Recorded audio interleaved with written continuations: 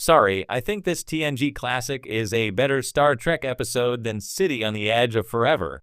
For nearly 60 years, Star Trek, the original series, The City on the Edge of Forever, has been hailed as the pinnacle of Trek storytelling. Ask most critics or fans to name the best Star Trek episode of all time, and they'll reflexively point to Harlan Ellison's tragic tale of time travel, Edith Keeler, and Kirk's impossible choice. It's been enshrined as not just the greatest of TOS, but as a cultural touchstone that proves Star Trek can be as literary and profound as any so-called serious drama. And yet, heresy though it may sound, I think one next-generation classic outshines it. My candidate? The Inner Light. This Season 5 episode where Captain Jean-Luc Picard lives out an entire lifetime on a long-dead alien world is, in my view, the definitive Star Trek story.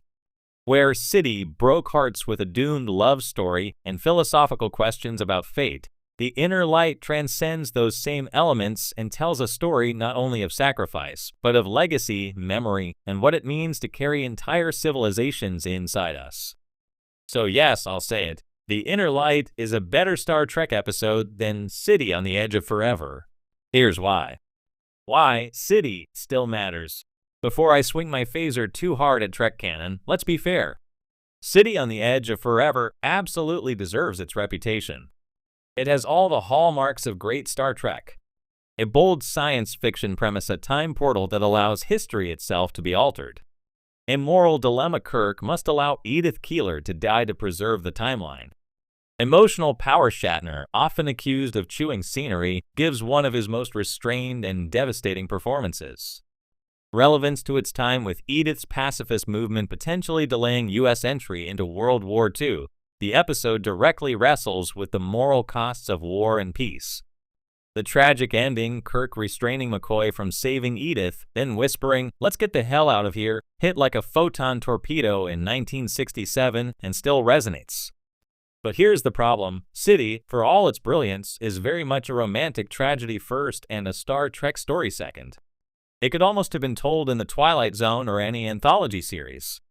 The trappings are Trek, but the core is a doomed love affair across time. That's where the Inner Light pulls ahead. Why the Inner Light is pure Star Trek.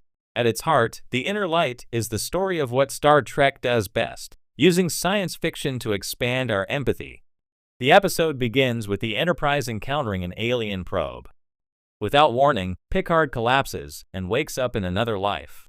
He is Canon, a resident of the planet Caton. His wife, Eline, insists this has always been his life, though he remembers being a starship captain.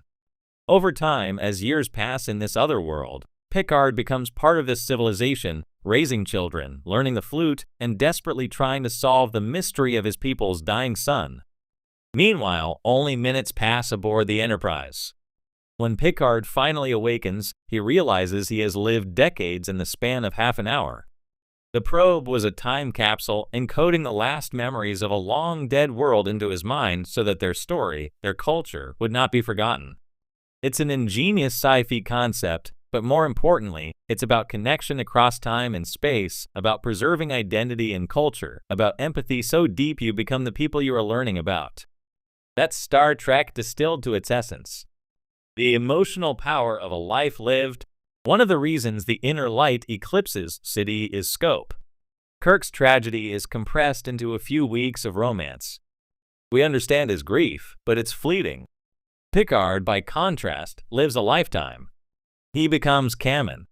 He feels the slow passage of decades. He buries his wife. He teaches his children. He watches his planet die. When he wakes up, only minutes have passed, but to him, it has been decades. That moment, Picard clutching the Resican flute, quietly grieving for an entire second family he loved and lost, is devastating in a way that surpasses even Edith Keeler's death. Where City is about one man's heartbreak, the Inner Light is about the death of a civilization. It's grief on a galactic scale. A story that could only be Star Trek. This is the critical point. City on the Edge of Forever, as I mentioned, could be told outside Star Trek. A man travels back in time, falls in love, and must let the woman die to preserve history. Remove Kirk, Spock, and McCoy, and you still have a complete story. The inner light, however, is inseparable from Star Trek. It requires the framework of a starship exploring unknown anomalies. It requires the ethos of empathy and preservation, the belief that remembering cultures matters. It requires Picard, the diplomat, the archaeologist, the lover of history and music to fully resonate. In other words, it's not just a great science fiction story. It's a great Star Trek story. Patrick Stewart's masterclass. Of course, none of this would work without Patrick Stewart. In just 45 minutes, Stewart believably portrays Picard aging decades, shifting from denial to acceptance to love. His performance is nuanced, quiet, devastating. He plays Picard's grief with such restraint that the audience feels the full weight of what he has lost without a single monologue of explanation. Contrast this with Shatner in City. As strong as his performance is, it's still recognizably Shatnerian, broad gestures, overt pain. Stewart's subtlety is what makes The Inner Light hit so deeply. And let's not forget the music. The haunting flute melody, composed by Jay Chataway, became an iconic motif for Picard. Even years later in Star Trek, Picard, when that theme returned, fans felt decades of emotion surge back instantly. City doesn't have that kind of ongoing resonance across Trek's future storytelling. Legacy, which story lives longer? The true test of a Star Trek story is how it echoes through the franchise. City on the Edge of Forever is revered, yes, but rarely revisited. The Guardian of Forever appeared again, but the Edith Keeler story remains locked in its own tragic box. The Inner Light, however, became part of Picard's identity. The Resican flute appears again in Lessons, another TNG episode. References to the experience haunt him throughout Trek canon. Even Star Trek, Picard Season 1 drew on the idea of Picard carrying the weight of lost lives and cultures inside him. In other words, City is a one-off tragedy. The Inner Light is a character-defining moment. Star Trek's true mission. Ultimately, the reason I argue for The Inner Light as Trek's finest hour is because it embodies the franchise's mission statement better than any other episode.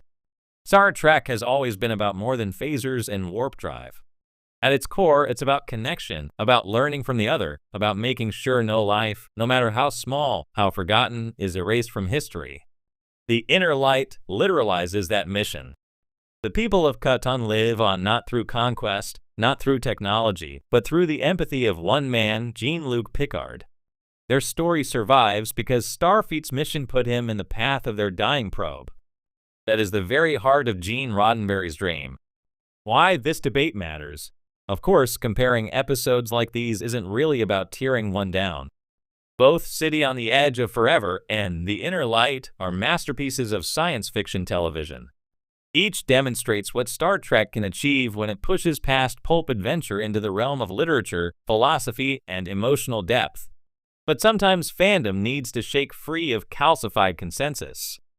For decades, City has worn the crown without challenge. Rewatching TNG today, it's clear